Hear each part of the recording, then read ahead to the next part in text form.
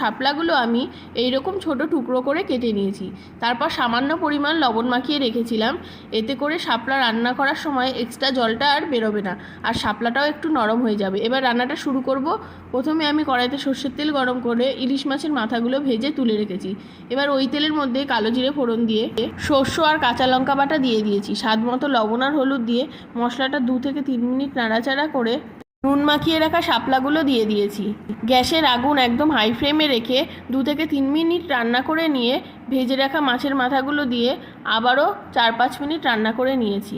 শাপলা দিয়ে বেশিক্ষণ জাল দিতে নেই, তাহলে শাপলা একদম ঘেটে যায়। এই রান্নাটা খুব কম সময় আর খুব কম উপকরণেই হয়ে যায়, আর খেতেও কিন্তু খুব ভালো হয়। গরম ভাতের সাথে শাপলার এই রেসিপিটা থাকলে এক থালা ভাত নিমিষেই শেষ হয়ে যাবে, আর অন্য কিচ্ছু লাগবে না। তোমরাও ট্রাই করে দেখো, আশা করছি তোমাদেরও খুব ভালো লাগবে। আর আমার ভিডিওটি ভালো লাগলে লাইক কমেন্ট